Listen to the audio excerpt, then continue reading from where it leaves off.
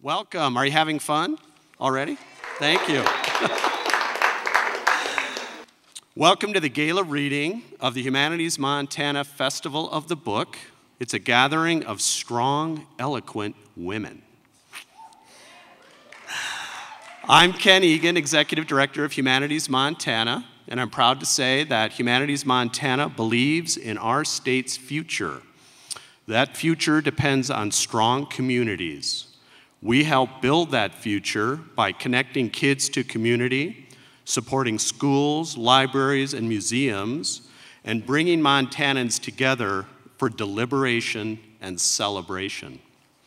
It seems to me that's what this festival is all about.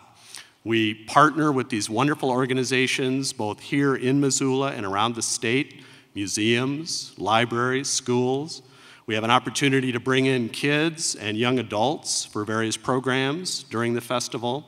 And of course, we bring all of you together for celebration. So thank you for being here. It's a wonderful thing for us. So you can help us continue this kind of work by donating to our cause. And I am going to ask that if you get a chance, go to humanitiesmontana.org and look at our various possibilities, our programs, our grants, and consider making a donation.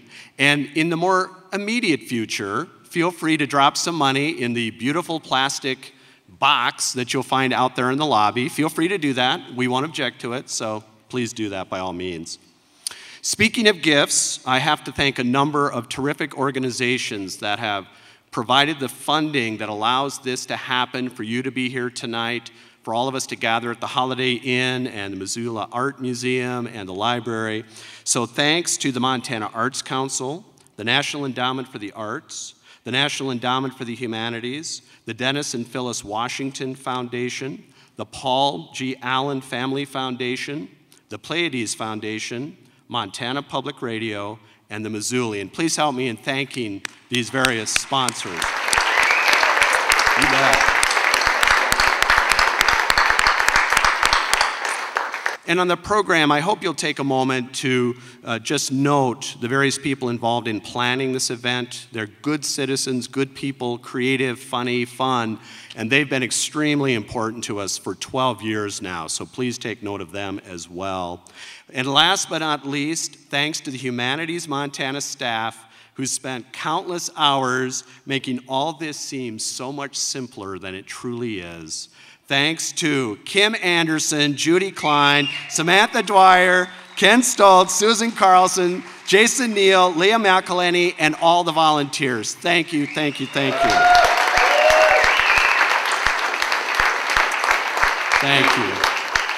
And now please help me in welcoming Deborah Franson, who's a field representative for Senator Jon Tester. Deborah.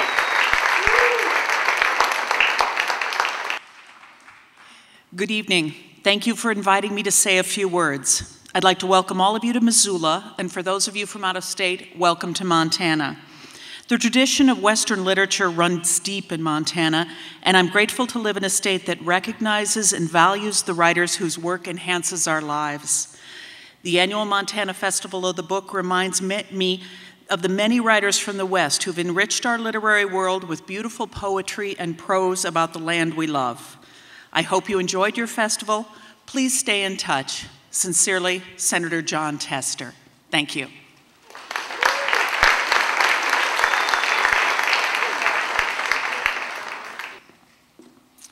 Thank you, Deborah, and thank you, Senator Tester.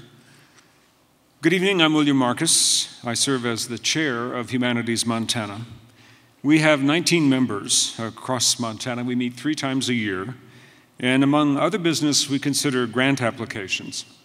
And ultimately this year, we will award $160,000 to nonprofit and educational organizations in Montana to do the work that Ken Egan described earlier. The Humanities Montana Festival of the Book is one of our signature events, and on behalf of the Board of Directors of Humanities Montana, I want to thank the Humanities Montana staff, and especially Kim Anderson, for all their excellent work. Each festival culminates like this, with us gathered in a darkened theater, listening to an author read aloud from their work. It's an all too rare opportunity anymore. We certainly have more access to stories than ever before with Kindles and Nooks and iPads and other communications devices. Speaking of those communications devices, those iPhones, those Androids, those Blackberries, those cell phones, would you please take yours out and turn it off?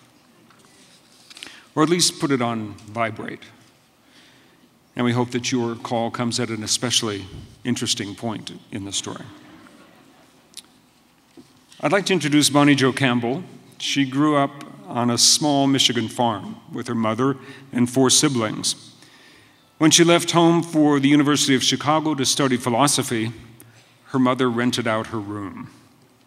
She has since hitchhiked across the US and Canada, scaled the Swiss Alps on her bicycle, and traveled with the Ringling Brothers and Barnum and Bailey Circus, selling snow cones. As president of Goulash Tours Incorporated, she organized and led adventure tours in Russia and the Baltics, and all the way south to Romania and Bulgaria. She received her MA in mathematics and her MFA in writing from Western Michigan University. She now lives with her husband and other animals outside Kalamazoo. And she teaches writing in the Low Residency program at Pacific University. Her collection, Women and Other Animals, details the lives of extraordinary females in rural and small-town Michigan, and it won the Association of Writing Programs Prize for short fiction. Her story, The Smallest Man in the World, has been awarded a Pushcart Prize. Her novel, Q Road, investigates the lives of a rural community where development pressures are bringing unwelcome change in the character of the land. Her critically acclaimed short fiction collection, American Salvage, which consists of 14 lush and rowdy stories of folks who are struggling to make sense of the 21st century, was a finalist for the 2009 National Book Award in fiction. Oh, and she's also a 2001 Guggenheim Fellow. Alan Cheuse observed of American Savage, what these people do to each other can't be washed away.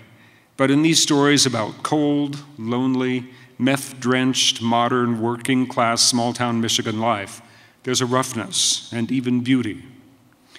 Tonight, Bonnie will read from her novel, Once Upon a River. Though often compared to Adventures of Huckleberry Finn, the novel is based on Homer's epic poem, The Odyssey. There is, however, one key difference. A man would have battles. A young woman would have relationships, Campbell observes. Jane Smiley has written in the New York Times Review of Books, it would be too bad if, because of Campbell's realistic style and ferocious attention to her setting, Once Upon a River were discounted as merely a fine example of American regionalism. It is, rather, an excellent American parable about the consequences of our favorite ideal, freedom. Please welcome Bonnie Jo Campbell.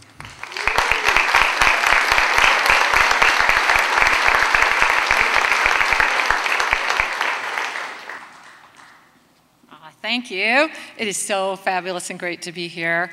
Thank you, everybody. Thank you, William, for that great introduction, and to Kim and Judy and everybody who's organized this event. It's so great and great energy. And those of you who have been at the panels, I'm overwhelmed with the need to discuss everything that I've been hearing. But I guess I can't, because I can't even see you guys. It's all dark. You look like you're in the dark. So we'll meet afterwards. We'll talk about all of it. Is my distance okay? Because I'm getting like a reverb thing, but if I sound okay out there, that's what I'm going to go with. I'm going to read a little bit from the beginning of my book, Once Upon a River. It has a nice boat on the cover. And as some of you heard me say today, I wanted to have a book cover so that men would buy it as well as women. So I thought, a nice rugged boat on there, does it? So I'm going to read from the beginning. And this is the story of a girl who has, as many of our favorite books deal with young people going out and having adventures, partially because of choices they make and partially because of what happens to them. So chapter 1. The Stark River flowed around the Oxbow at Murrayville the way blood flowed through Margo Crane's heart. She rode upstream to see wood ducks, canvasbacks, and ospreys, and to search for tiger salamanders in the ferns. She drifted downstream to find painted turtles sunning on fallen trees and to count the herons in the heronry beside the Murrayville Cemetery. She tied up her boat and followed shallow feeder streams to collect crayfish, watercress, and tiny wild strawberries. Her feet were toughened against sharp stones and even broken glass. When Margo swam, she swallowed minnows alive and felt the Stark River move inside her. She waded through serpentine tree roots to grab hold of water snakes and let the river clean the wounds from the non-venomous bites.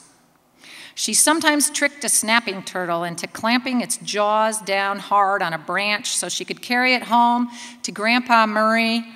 He boiled the meat to make soup and told the children that eating snapping turtle was like eating dinosaur. Margo was the only one the old man would take along when he fished or checked his animal traps, because she could sit without speaking for hours in the prow of the River Rose, his small teak boat. Margo learned that when she was tempted to speak or cry out, she should instead be still and watch and listen. The old man called her Sprite or River Nymph. Her cousins called her Nympho, though not usually within the old man's hearing. Margo, named Margaret Louise, and her cousins knew the muddy water and the brisk current, knew the sand and silt between their toes, scooped it into plastic cottage cheese tubs and sherbet buckets, and dribbled it through their fingers to build sagging stalagmites and soggy castles. They hollowed out the riverbanks, cut through soil and roots to create collapsing caves and tunnels. If any kid stood too long in a soft spot and sank above his knees, he only had to holler, and somebody pulled him free. They spent summers naked or nearly naked, harvesting night crawlers from the mossy woods and frogs' eggs from goo and underwater snags. They built rafts from driftwood and baling twine. They learned to read upon the surface of the water evidence of distress below. Once, when Margo was 8 and her favorite cousin Junior was 9, they rescued an uncle who'd fallen in drunk. They all fished the snags at the edges of the river for bluegills, sunfish, and rock bass, though they avoided the area just downstream of the Murray Metal Fabricating Plant, where a drain pipe released a mixture of wastewater, machine oil, and solvents into the river. Some of the fish there had strange tumors, bubbled flesh around their lips, a fraying at their gills. On certain windy days, the clay-colored smoke from the shop wafted along the river, reached them on their screen porches, and even when they closed their windows, the smoke entered their houses through floorboards and the gaps around doors. The Murrays were a stubborn tribe, and Bernard Crane was no less stubborn for being born the bastard son of Dorothy Crane and Old Man Murray during his bout of infidelity, forgiven in time by a wife who, despite, or perhaps because of, her forgiving nature, died young. The old man begged Dorothy Crane to give their child his last name, but she put on the birth certificate, father unknown. Some said Dorothy was part Indian, and that was why Bernard was small. And others said that she had begrudged her baby sufficient milk at her breast because the old man would not leave his lawful wife, while others, including Cal Murray, denied that Bernard was in any way a Murray. Years later, however, when Bernard Crane, whom everyone called simply Crane, and his wife LuAnn gave birth to a beautiful green-eyed daughter, a spell of reconciliation was cast across the river, and all the Murrays claimed Margo. The girl's mother even enjoyed the favor of the other women for a while. More often, they referred to LuAnn as a free spirit. They did not mean it as a compliment. When the weather allowed, Margo and her cousins swam all day long. Even when drought made the river shallow enough to walk across, they swam to the Big Murray farmhouse on the north bank where Aunt Joanna was hanging laundry or baking bread, and where Uncle Cal might let them shoot skeet with shotguns or plink targets with .22 rifles. They swam straight across to the heavily shaded crane house, where LuAnn was often lying flat in a reclining chair at the end of the floating dock in the only sun on the place, wearing an unfastened bikini. LuAnn lay browning like one of Joanna's loaves of bread, lifting her head and opening her eyes only to drink the watered-down white wine she kept in a mason jar full of melting ice. Her scent of cocoa butter drifted out onto the water, and the boys could not take their eyes off her. In the evenings, Margo rowed, swam, or floated home, and her mother woke up, anticipated the girls' return, and stood, perhaps unsteadily, on the dock, holding a towel for Margo, her favorite towel, oversized with a pattern of jungle greens. Margo's teeth would chatter as her mother wrapped and hugged her. Only then would Margo smell the sweet breath of wine inside the cloud of cocoa butter. LuAnn would say, "Hold on, Margaret Louise," as they made their way in an embrace down the dock, along the bank, and into the house. They checked Margo for bloodsuckers on the screen porch and doused any stragglers with salt. After they had both showered, LuAnn might go to bed with her bottle of wine and watch TV, or begin her 12-hour sleep. But Margo curled on the couch and waited for her father to get home from the second shift at Murray Metal Fabricating, sometimes thumbing through her book about Annie Oakley, whose somber face she never tired of studying.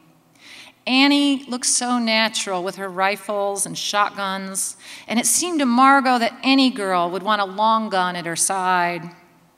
When she'd said that to her ma, LuAnn had said tiredly that she didn't know how Annie Oakley could have fired so many times without killing anyone, without killing the whole damn lot of them. And Margo hadn't brought it up again. After a big storm or a sudden thaw, the river could become a passionate surge, dragging along debris from upstream, ill-secured boats or pieces of floats and docks that had been dashed against trees. All manner of stuff might be dragged up onto the riverbank. 55-gallon drums, mildewed buoys on nylon ropes, animal carcasses, and the floodwaters washed away what the Murrays had not secured or could not secure, sand from the sandbox, pig shit from the half-dozen pigs in the pasture, garden stakes and tomato cages left out from the previous summer, toys and dog dishes, thousands of shotgun shells and bullet casings from beside the barn. The yearly floods scrubbed the muskrat caves, drowned the moles, carried away burn barrels, wore away land, and swept clear portions of the earth. One February, after an early snowmelt, the cranes lost a whole cord of firewood that was stacked too close to the water's edge. The death of Margo's grandpa when she was 14 hit the whole family like one of those late winter floods, chilling everything, washing away that old generation and whatever invisible glue and strings had been holding the Murrays together. Margo had stayed by Grandpa's sickbed on the sun porch whenever they'd let her. After the funeral, she went out with Uncle Cal, loaded his lever-action .22 Marlin like Annie Oakley's with 15 long rifle cartridges, threaded her arm into the sling, and took aim through the iron sights. After her first shot went awry, Cal suggested she sit cross-legged and pull the sling tighter. The following 14 shots hit the paper target just left of center in a tight cluster. 12 of the shots created a single hole a little more than half an inch across. "What the hell was that?" Cal asked, running his finger over the torn paper. "I never shot like that in my life." That's unholy. Uncle Cal claimed credit for teaching her to shoot. But while Margo had felt his guidance, she had felt just as strongly the guidance of the gun itself.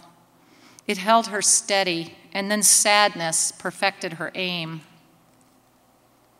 When Cal Murray took over as president of Murray Metal Fabricating, he called upon his sons to work in the summers rather than exploring the river all day. At about this time, Margot's mother began to put on makeup and disappear for hours in the afternoons. She always returned home at dusk, until one July evening when Margo found herself alone at the dock. Her oversized minnow net contained a giant puffball, white as the moon, bigger than her own head. Margo rose from the river, stood on the dock holding the skull-white mushroom, which she would slice and fry for dinner. The crane's little house was dark. When she turned on the kitchen light, she found the note on the table. She read and reread it, but could not crack its code. So many times LuAnn had said she could not bear living in this place, but there she had always been. Margo scratched her ankle and found a fat bloodsucker. She didn't have the patience to shrivel it with salt. Instead, she took a butcher knife, smashed the end of the wooden handle into the creature's head and twisted until the bloody pulp fell onto the kitchen tile. Thanks.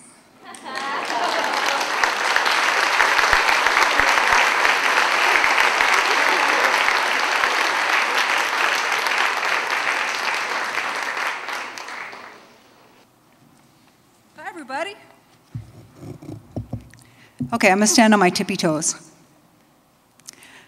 I'm Julie Dial. I proudly serve as the vice chair of the Humanities Montana, and I'm really happy to be here and happy that you all are here. Thank you.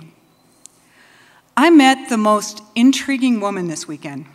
She was funny, intense, compassionate, and confrontational. But the thing that really moved me, I saw her in a Missoula writer's workshop this afternoon, and I was moved by the intensity with which she paid attention.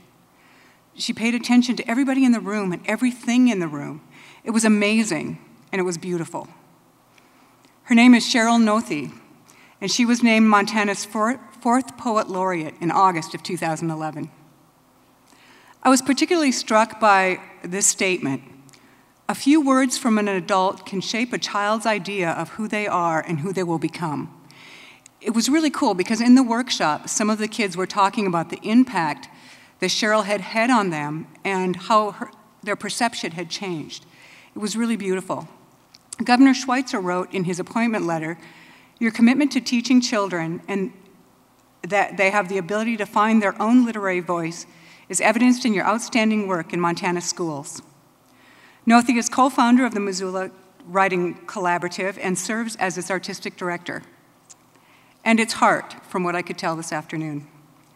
Nothi, over the past 17 years, under Sheryl's guidance, the collaborative has grown from a small program in a handful of Missoula schools to 15 residencies in Northwest Montana and over 1,500 children a year. Wow. Born and raised in Minnesota, Nothi attended a high school alternative program called Urban Arts, which allowed her to write poetry. She talked about that a little bit in the session and how much going to this school had changed her life.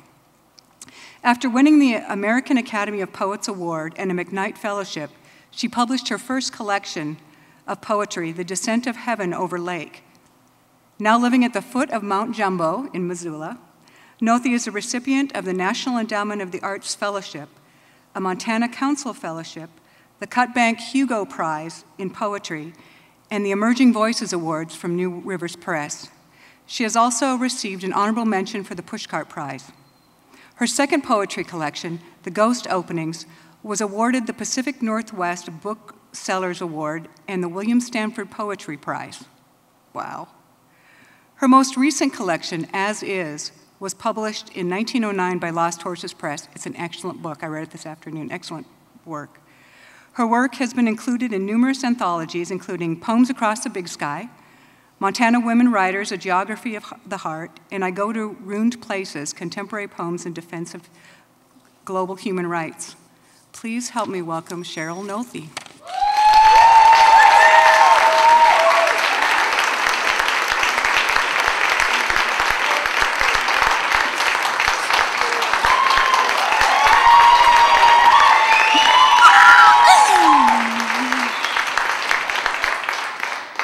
Don't egg me on. I've wanted to be up here since I was 11 years old. So this is huge.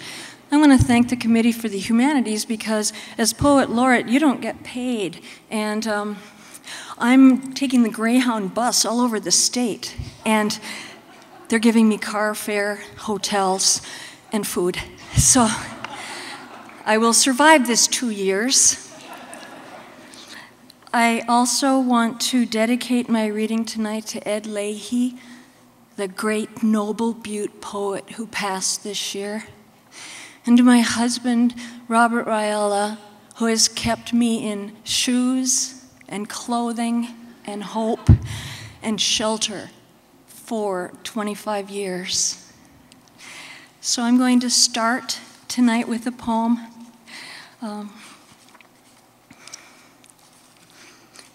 And thank you all for coming. It's great to have so many friends in Missoula. The Rock is Book. Do not look beneath the rock for gold or leach it with arsenic. The tribes tell us our mother is sick. Look at each rock as a book. See the forests of the earth at creation from an altitude before number or measure. From above, you can see the basic shape of the organism, every organism. Think of the rock as a cookbook. From here, we can see the freeway's sickly concrete encroaching upon the lichen insidiously. Do you see the concentric circles, the continents of moss, made like us of calcium and iron from the stars? We are attached at the thought, inside my breath and your hearing. Are you there? We are not alone. We are bound. I say the word, you make the picture. Was she beautiful? Can you feel that we are bones, stones animated by breath, connected by air, language, and the invisible luminous umbilicus?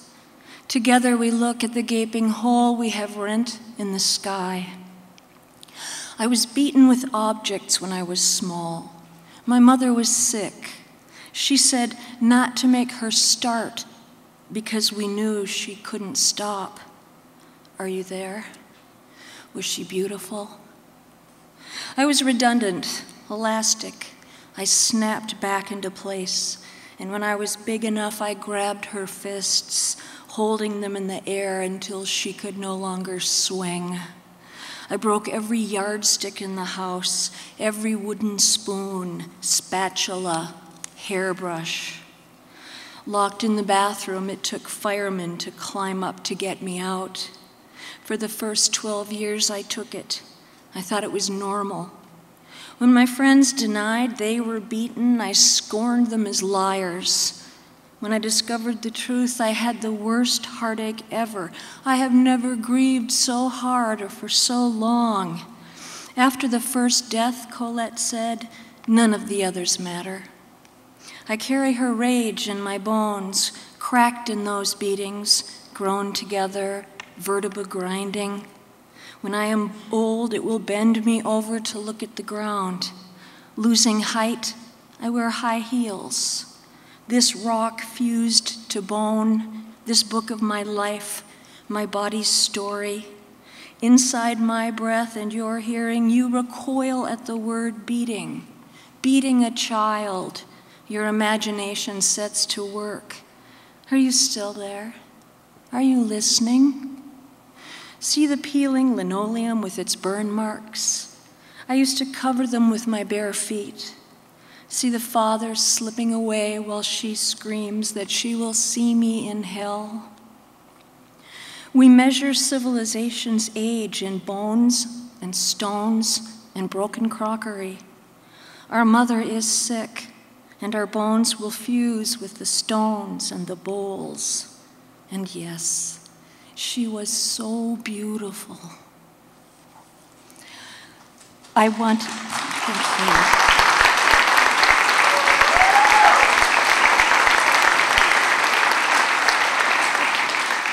I wanted to show Bonnie Jo my cover. And this has brought a lot of male readers. But it's also gotten me in trouble. I was in Helena reading at a school. The principal asked, I was evaluating a writer, and the principal asked if I would come and do a reading. I said, yeah. So I had a room full of children, and I'm reading poems, and then one of the kids goes, can I look at your book cover? And I went, yeah, okay. And I held it up, and the principal stood up and said, you're dismissed, kids, go to recess. And then she told me, why'd you have to bring that thing? So I was kicked out of a school in Helena, thanks to Lost Horse Press. Then I went on KECI. They said, bring a book. So I brought my book. They said, can you cover with your finger? Can you cover up her boobies? And I didn't. I just held it up.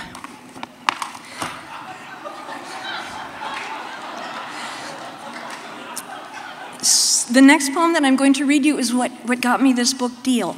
My publisher heard me reading this poem, and she asked me if I would like to make a book. Would I like to make a book? It's like, would I like to have your baby?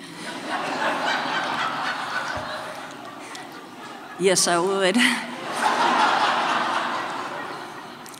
So this poem is called No Exchange of Livestock. It took me 50 years and countless attempts to have normal sex. No booze, no sedatives, no chemical euphoriants, no alcoholic blackout, no disassociation, no dead drunk, no can't remember, or if I ever said no or stop, no broken marriages, no betrayal, no danger, no despair, no fixed silence, no blood, no infection, no lying, no secrets, no night terrors, no choking or gagging, no warnings, no threats, no suffocation, no more brothels, no money, no blood feud, no exchange of livestock, no force, no genital mutilation, no child brides, no angry God, no gang rape, no dawn to dusk curfew, no chattel, no vessel, no choice, no chance. And where was God? They say God saved the few he could, the rest, however, he kept.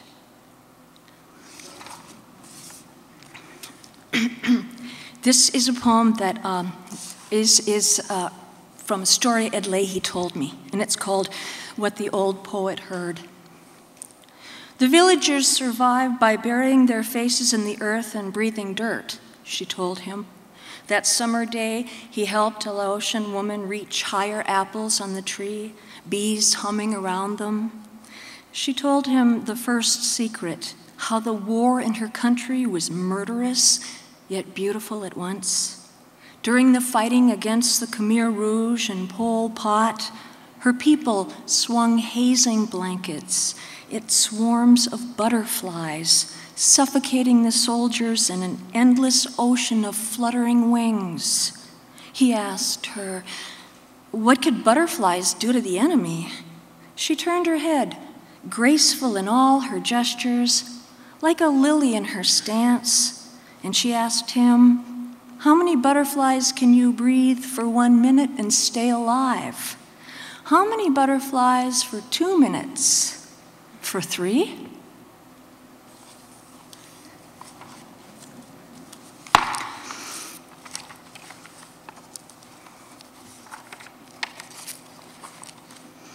Don't you hate it when writers get up there and rip through their stuff and go, God, this is no good, I didn't write this. Somebody came in during the night and they changed the words. I don't recognize any of this stuff. Okay, so I'm going to read, well, I'm not supposed to tell you beforehand if it's supposed to be funny, but it's too late. This is, this is supposed to be funny, okay. It's called Special Eds at Deaf School.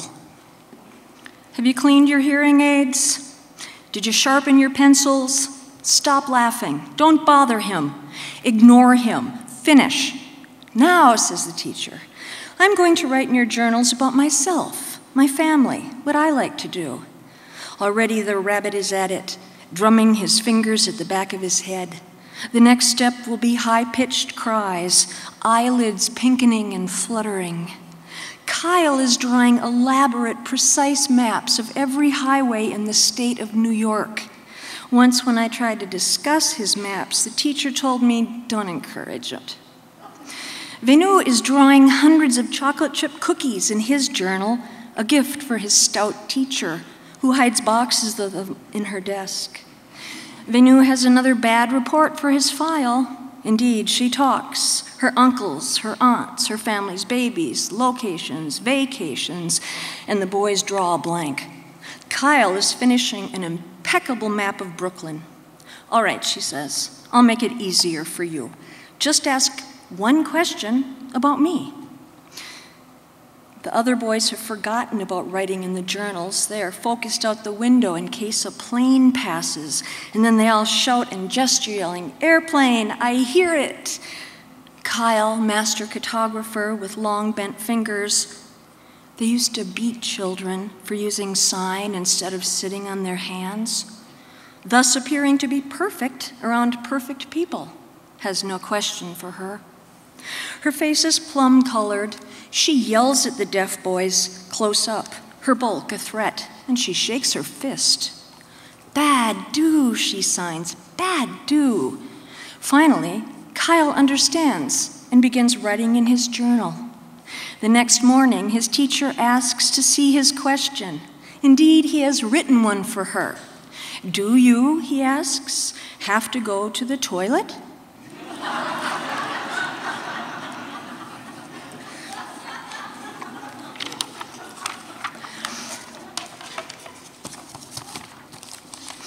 Reservation school. The poet asks the children to hold their breath and keep still.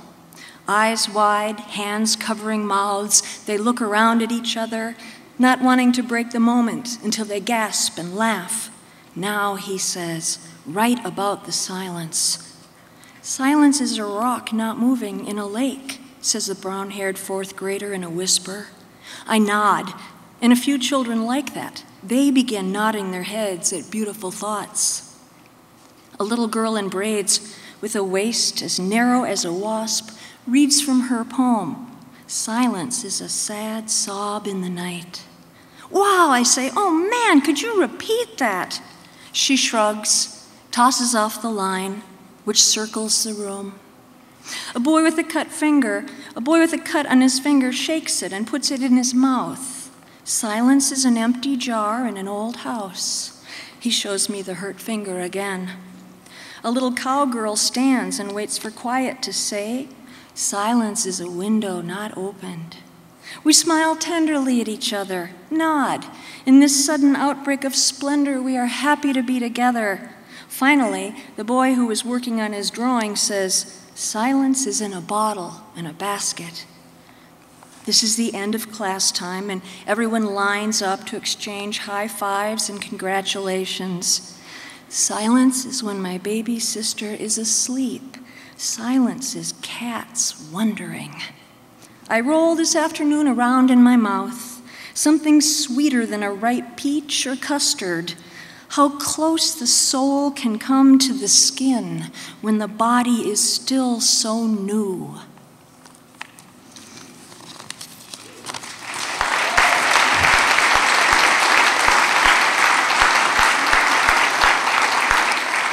This is a poem for Aung San Suu Kyi. not who he was. We are all of us, to a man, twins separated at birth. We must celebrate. This very moment has been waiting millions of years to arrive, and it found us here together, and it found us at war. Every soldier is someone's child. Monks face infantry rifles with open arms in a country where a nonviolent woman is imprisoned in a simple house which looks out onto a lake. When she steps outside, the crowds gather and the army stands guard. She reaches to hand a flower to a boy in uniform. Her serene gaze suggests the face of his mother, his sister, alive. Is it possible his father has survived? He drops his weapon, enchanted with the sensation that his face leans into a pale lily, pearlescent, numinous, a hidden source of light. He tries to bow, but she reaches out to stop him. Hope has outgunned the soldier, undone him, tipped his face to heaven. He sees her like the lit tip of a burning candle, white-hot eye of flame floating at the center. He watches her shimmer beside him. He feels warmed in the darkness. There is something that he thought was dead inside. He is not who he was, and more himself than ever before.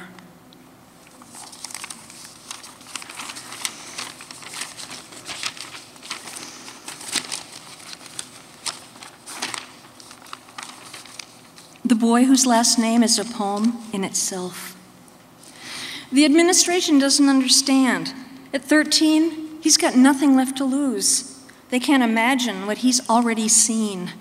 At a desk in the corner of the room, a smart kid, a small Indian boy, shy, a fast runner. There is no punishment like he's already endured. There are no threats life-threatening enough to get his attention. But he is going to finish his poem today. He sits down, looks at me, and listens, pencil in hand. The vice principal comes in and pulls him from the room. I follow behind, protesting. Why now? He writes for me. Another fight on the playground continued into the building. He got pummeled, as usual, and when pried off the other kid, screamed threats and curses through the halls. I asked them to punish him later, after school, not just now. It's out of your control, the teacher says. Cheryl, nobody likes a meddler. On the first day, I told him his name was a poem. Oh yeah, he said. And later I saw him writing it up and down the page in red marker, grabbed a thesaurus to add descriptive words to each letter, a poem born from his name. At home, he tends the smaller children. He's good, careful, patient, and kind. He makes a cat's cradle out of yarn, ties it around his father's wrists, gives it a pull, and the trap is sprung to a single thread, which he whips triumphantly in the air. He sets his baseball cap on the baby's head, and it falls over the toddler's laughing eyes. He is laughing, and it's the first time I've ever seen it. We're all laughing. He missed hearing the poem I read by Black Elk, the one about how the world moves in circles. I thought the poem could show him the deep faith in change and return. It was sad to teach the poem without him, especially imagining him languishing in detention. He is to sit in a chair in the cubicle for bad kids. He stretches out, reaches out his long, skinny legs and big feet in front of him. He is not in the least interested in what happens next. I imagine his mother weeping as she drives to pick him up. There have already been several serious meetings, and her eyes are sad when she talks about it. The single adult he's connected with, and now they've pulled him from my class. It's more important to focus on discipline than to give the kid a chance. Last week, a teacher said to me, they punish those kids right into jail. I am a surfer in the snow, he writes, and I am most like a panda bear. Do the endangered recognize themselves? Well, I think it's been 20 minutes. Kim, has it been? One more? Oh, thank you, okay. because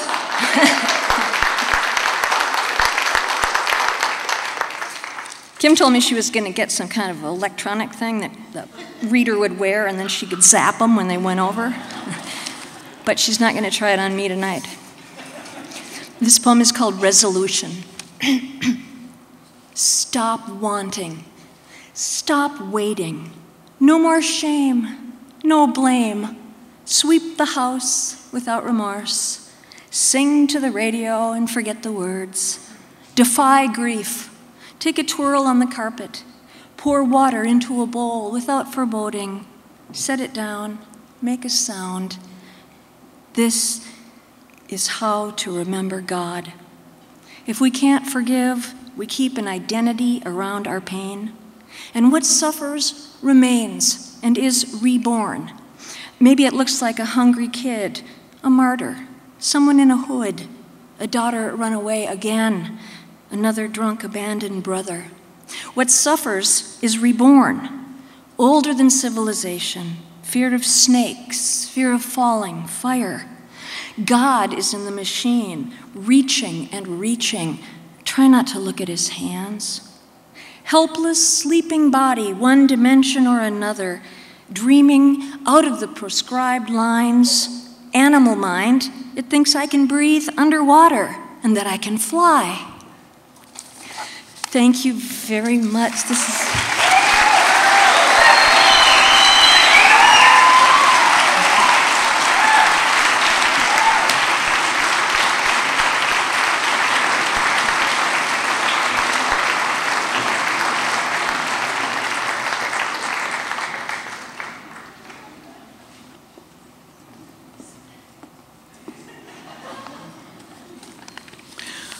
I'm Lois Welch, and I'm here to introduce Mary Blue, but I would first like to compliment their Dreams Work intern with the Montana Committee for the Humanities, who makes these little pieces of paper sometimes flutter down from the wings. Since I'm introducing myself, I should perhaps say, since I don't know who's out there, that I taught at the university for 120 years, and this is why they've asked me to introduce Mary Blue. Reading Mary's latest book, This Is Not the Ivy League, I started piecing together her intellectual biography. I've known Mary for years, at book fests here, conferences at Northern Montana College and in Idaho, at various luxurious board meetings. As I read about her academic life, unexpected details intersected mine. Dean Maureen Clough, Professor Margaret Ephron at Bigger patterns, underfunded libraries, crazy administrators, conferences. Her tales of being the only woman in the English department mimic mine. We too at had a professor who was always saying in reverent tones to his students, "When I was at Yale."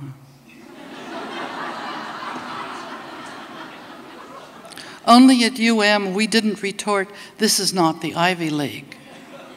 My colleagues retained some tiny delusion that we might be Ivy League West, not Bush League. Now piece together, I said. In her wonderful 1993 essay on the art of the memoir, Mary compares memoir writing to quilting, that is, to the art of piecing together scraps into something beautiful and useful. Now, Mary's somebody who gets up at 5:30 in the morning to quilt a couple of hours before heading off to teach. In this, I am not her double.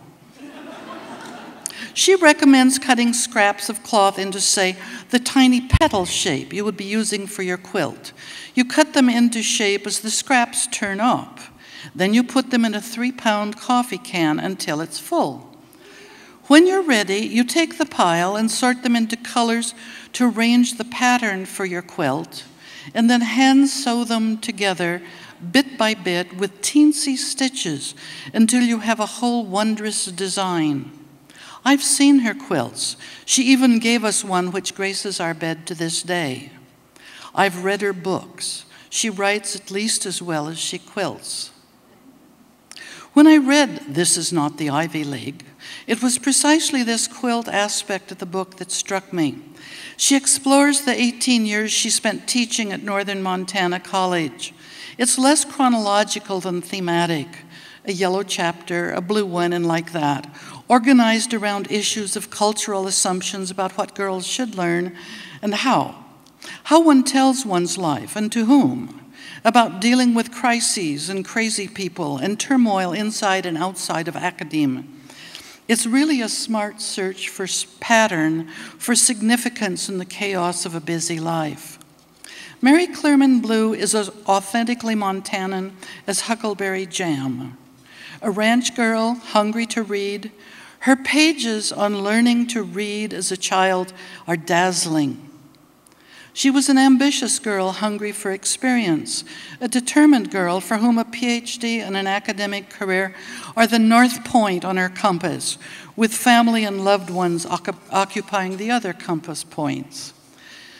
Many of you already know that Mary grew up on family ranches in the Lewistown area. She attended UM during the Fiedler era, even took classes from him. She married early, pursued a PhD, landed a job at Northern Montana College in 1969, going on to become the English department chair, then a dean.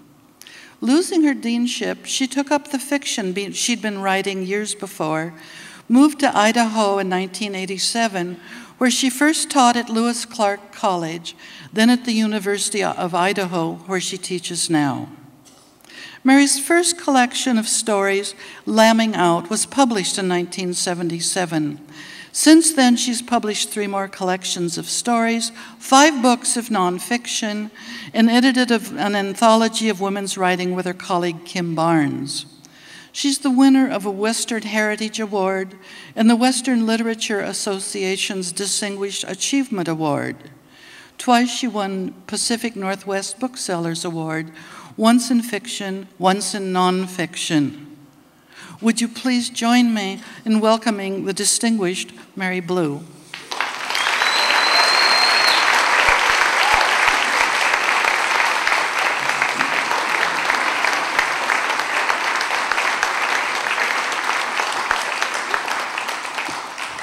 It is such an honor to be back in Missoula.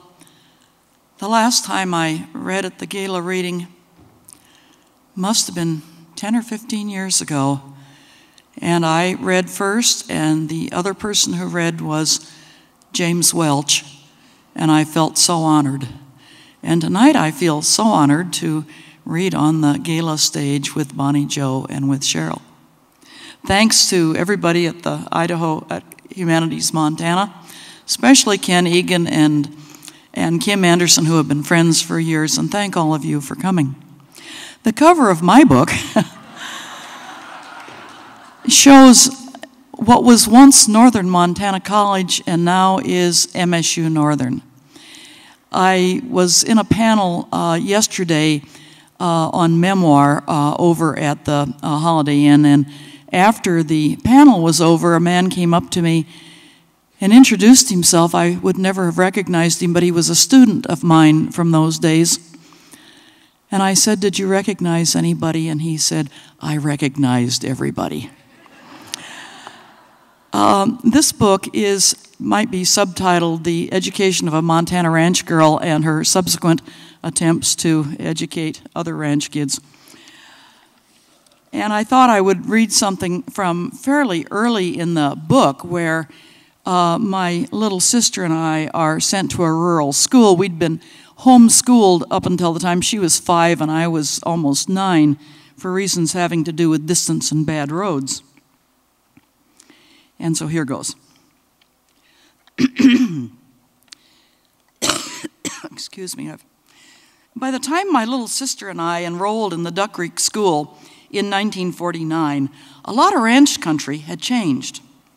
For one thing, the terrible drought years of the 1920s and the Depression of the 1930s had ended the hopes of thousands of young homesteaders who lost their farms and ranches to debt and foreclosure. Montana lost 1/3 of its population during those years and over half of its rural schools.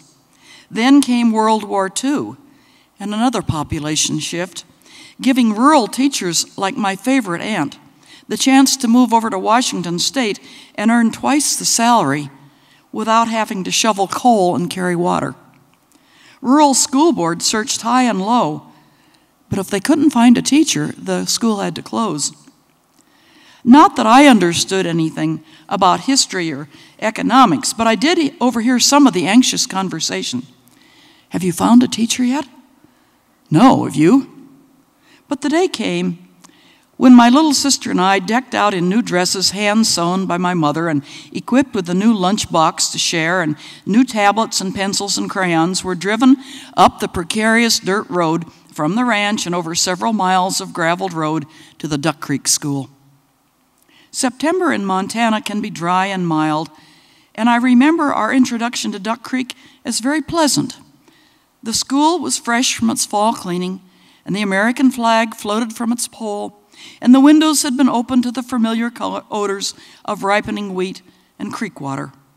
So many novelties to experience: a hallway with hooks for our coats and a Red Wing cooler that held drinking water, the long schoolroom with rows of desks in graduated sizes, the portraits of George Washington and Abraham Lincoln on the wall above the teacher's desk, and most enticing of all, a 3-shelf bookcase that was the school's library.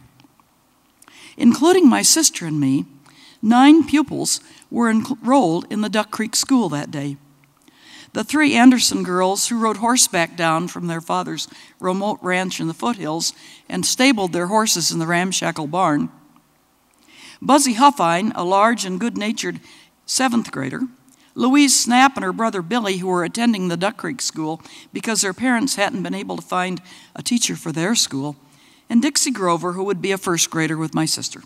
We all clattered around to decide which desks best accommodated our summer's growth of arms and legs, and I enjoyed stowing my new tablet and crayons in my desk, and at noon, sitting outside the school in one of the clanging swings to drink milk out of a thermos and trade sandwiches with Louise Snap. There were other pleasures. Games at recess that involved kicking cans or choosing up sides and running back and forth with sticks from the woodpile. Taking turns carrying the water bucket across the gravel road in front of the school, over the stile, and down the road to the spring in the cow pasture to fetch back water to pour into the Red Wing cooler. I knew that my favorite aunt had taught at the Duck Creek School in the dim past.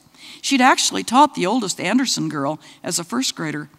But I didn't know that she had noted in her diary the days she had followed that same trail through the cow pasture to clean that same spring. I hadn't grasped the unspoken family assumption that I would follow in her and my mother's footsteps and teach in my own country school someday. But I was changing. The days when I thought of myself in 3rd person were long past.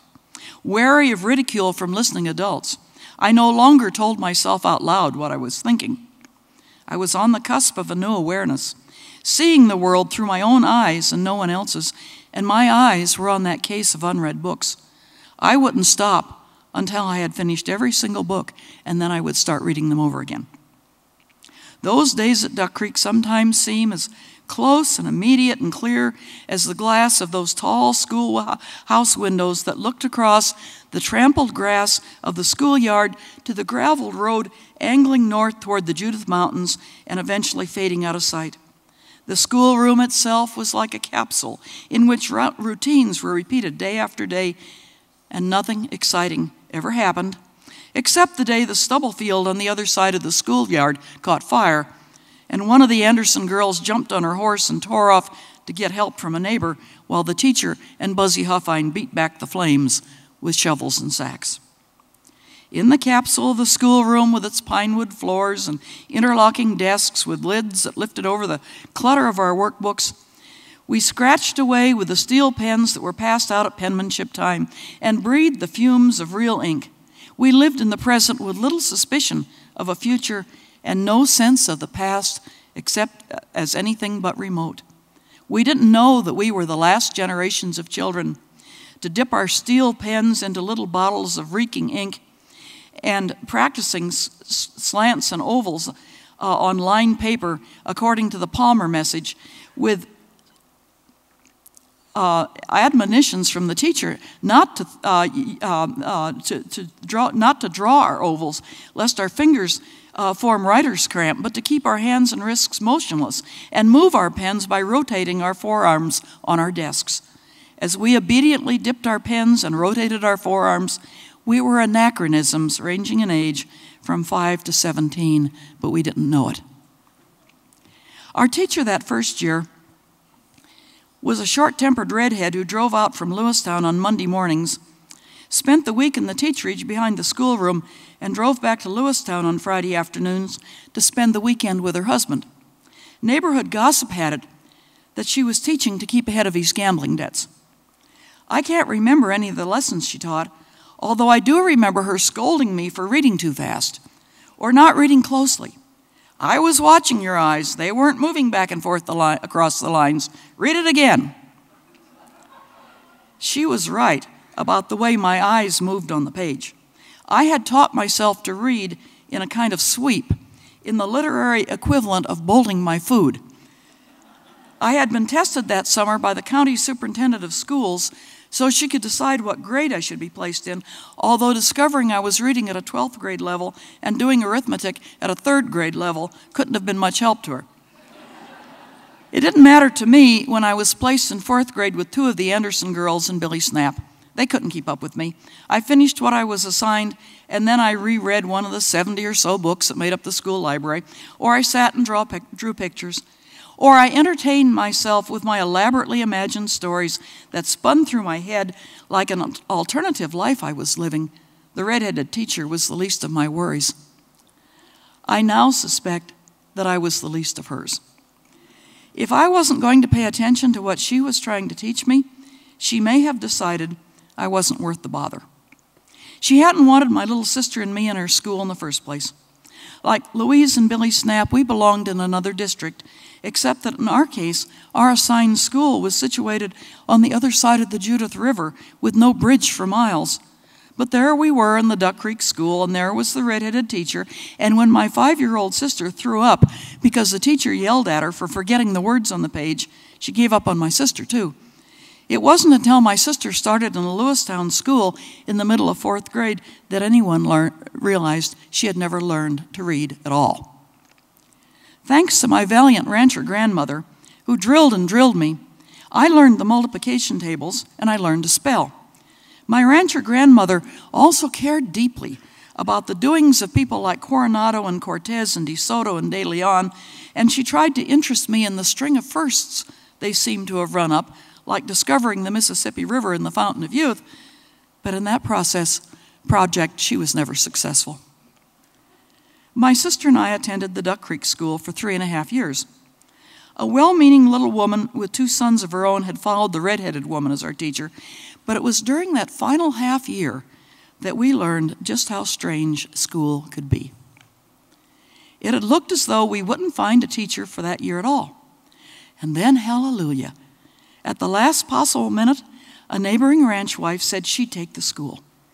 She'd been very ill. She wasn't sure she could do it, but yes, she thought she could. Everyone was very pleased. She was said to have been an excellent teacher before her illness. Years later, I wrote a short story about those few months with the teacher I called Mrs. Scarta. And when the story was published in the Georgia Review, my sister and brother-in-law read it. She had to have made it up. Those things couldn't have happened, said my brother-in-law. Oh, yes, they did, said my sister. Oh, yes, they did. Mrs. Scarta, as I'll continue to call her, was a bird-boned little woman with an anxious face and eyes that searched our faces for reassurance, as she told us how glad she was to be well again and how much she looked forward to spending the year with us. We were a depleted little group. The oldest Anderson girl had turned 18 and given up on schooling, and Buzzy and his mother had moved to town after his father died. And the Snaps, miraculously, had found a teacher for their school. So only the other 2 Andersons and 2 new first graders, a little girl I'll now call Jill, who seemed to have a bladder infection, and a little boy whom I called Forby in my short story. All of us except Jill and Forby were surprised when Mrs. Scarta didn't assign us schoolwork, but instead began a rambling monologue from which she said she hoped we learned more than we would from lessons. What she wanted us to know was that she had enemies. There had been professors when she was in college.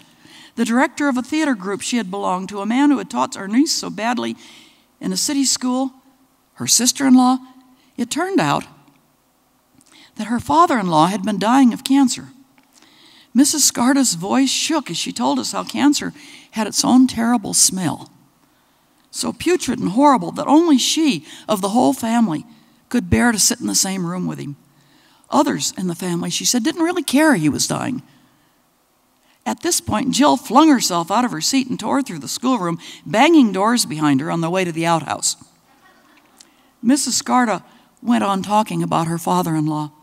Her voice trembled. I sat up with him all night. I held his hand. No one else would stay with him. He died about 3 o'clock in the morning.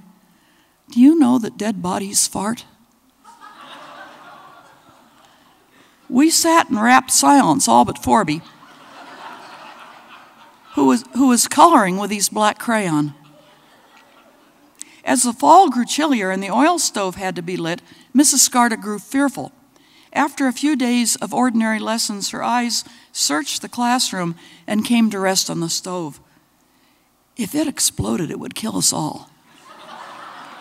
Her voice broke the silence, and we all looked up, blinking in the sunlight that strained through the frosted windows, all but Forby, that is, who kept coloring with his black crayon. My desk is on the far side of the room, and they might be able to identify my body, but most of you would be mutilated beyond recognition. If it exploded, I'd jump up and run, said one of the Anderson girls. You wouldn't have time to run, said Mrs. Scarta. For the rest of the week, we watched the oil heater and breathed as tentatively as we could. Mrs. Scarta, however, had begun to worry about Jill, who continued to punctuate her runs to the outhouse with slammed doors. She's been wetting her panties, said Mrs. Scarta. I can smell her. Slam went another door behind one of Jill's desperate dashes. Bang, bang, Mrs. Scarta shouted at the slammed door. There go the British. We never knew what became of Jill. She simply stopped attending school. It's possible that Mrs. Scarta complained to her parents, or more likely to the neighbors who had hired her parents for fall work. Or maybe Jill told her parents what was happening, or maybe not. Maybe her family just moved away. When I look back over those years, I'm struck by how little any of us told our parents about what was happening at school. We chattered at home about who said what smart thing on the playground and what smart thing got said back, but we didn't tell that my sister threw up when the redheaded teacher yelled at her, or that the redheaded teacher once sneaked up behind me and pummeled me with her fists for no reason I ever knew, and we didn't tell about Mrs. Scarta until long after the fact. Did our complicit silence grow out of our sense of the schoolroom as a capsule in which we were suspended from the day-to-day of the rest of the world? As I reread my short story, I'm struck by what I kept of the facts and what I changed. My own role in the Forby episode, for example. Because after Jill vanished, Mrs. Scarta turned her attention on Forby. There's something the matter with him, she whispered to the rest of us. Why does he always color with a black crayon? Forby kept coloring, and Mrs. Scarta's worries grew. If he were ever to lose control, it would take more than any one of us to subdue him, she confided in her troubled whisper. The insane have strength beyond all normal measures. That's what I'm afraid of, that he'll snap and overpower us all. By this time, every pair of eyes in school was glued on Forby. Could we possibly have believed the child was insane? I only know that Forby gradually looked up from his crayons to find a wall of suspicion around him. At recess, he was no longer chosen on anyone's side in games. He took to hovering at a distance of a few yards, pawing with his overshoes at the sod. Get away, somebody might bellow across a few yards of prairie grass at uncomprehending Forby in his thick coat and cap. Get away from us. Go away. From the first, Forby made no defense, withdrawing more deeply into himself when we darted at him, threatening. How long did our bullying go on? Could it have been for days? And what part did I play What am I masking from myself by my use of the collective we, my sheltering in our tiny group? I do remember that the day Forby finally broke and ran, I ran after him with everybody else, and just as we saw we were going to corner him by the barbed wire fence that separated the schoolyard from the neighboring grain field, Forby flung himself on that fence and set the wires vibrating for yards. At that precise moment, Forby's mother showed up. She broke into a run with her coat flapping around her legs, plucked Forby off the barbed wire, and carried him back toward the school. Here my memory darkens. I cannot see Forby lolling on her shoulder as she opens the door of the school. I cannot see her carrying him to her car. Her arrival seemed to me at the time as just one more unlikely event. Was it a complete non sequitur, or had she gotten wind of the bullying and come to look into it? I do know that I was 11, and the Anderson girls probably 12 and 14, old enough to know we shouldn't have been picking on a 6-year-old. In my short story, my point of view character is a revision of myself as Forby's prime persecutor, whose motive is to win Mrs. Scarta's approval. I can gloss my revision by telling the story of a scapegoat, or I can ponder the story I was avoiding, because at the time, the last thing on my mind was Mrs. Scarta's approval. In retrospect, I realized that growing between us was a perverse flower of antagonism that I would feel toward various teachers and professors, even through graduate school. Mrs. Scarta and I argued about the interpretation of stories in school readers. We argued about the correct position of one's fingers on piano keys. I was taking piano lessons from the redoubtable Miss Pennick in Lewistown, who insisted on a certain finger curvature and wrist position that Mrs. Scarta considered unnecessary and ungraceful. We argued about the significance of ancient Mayan human sacrifice. A detail I retained in my short story was that she lent me a book on the topic that gave me nightmares. Mouthy and obnoxious, that was me, or at least how Mrs. Scarta probably saw me. Our days at Duck Creek were coming to an end. The first winter blizzard hit just as my parents began the move from the ranch on the river to the ranch they had bought in the foothills of the Snowy Mountains, close enough to Lewistown that my sister and I, and our new little sister, 10 years younger, could attend town schools and eventually go to high school without having to board away from home. What with the perils of bad roads and blowing snow and the uncertainties of starting over, my father and mother would have had more on their minds than Mrs. Scarta and the shadows only she perceived. But I missed a day or two of school toward the end of that last term, and my little sister uncharacteristically came home with a story about Mrs. Scarta, who had gathered her dwindling little flock about her and told them that Mary hated her. "But you," she smiled through her tears, hugging my sister, "you're so sweet. You'd do anything for me." The Duck Creek School couldn't have stayed open for another year or two, if that. For a long time it sat empty by the side of the road, its long row of windows filmed with dust, until somebody hauled it off to use as a granary. Mrs. Scarta got a job teaching in an elementary school in a small town and won a Teacher of the Year award. The youngest Anderson girl gave high school a try and dropped out after a few months. Forby grew up to farm his father's land. Jill might as well have dropped off the face of the earth, so far as any of us ever knew. A 4th grade teacher in Lewistown spotted my sister's illiteracy and taught her to read. I started high school with a curious assortment of knowledge and skills, the multiplication tables, an unwilling suspicion that De Soto, De Leon, Cortez, and Coronado really mattered, and the ability to read faster than anyone my teachers had ever encountered, and found in those teachers a whole new set of assumptions about what a girl ought to learn and how she ought to learn it. Several years ago, my sister and I detoured off the highway, now a paved road, and visited the granary that had once been the Duck Creek School. It tilted off its foundation with its desk still bolted to its hardwood floor, and a clutter of forgotten primers and workbooks discarded in the chaff. My sister picked up one of the readers as a keepsake, then changed her mind, laid it back down on the floor, and took a few pictures instead. It seemed the right thing to do. Those pictures show us in our bright summer clothing, a couple of aliens and a dusty time capsule. And yet that time capsule, lopsided and askew, once had been solid and real and eternal. Mrs. Scarta was right. We had learned a great deal at Duck Creek that had nothing to do with lessons. Thank you very much.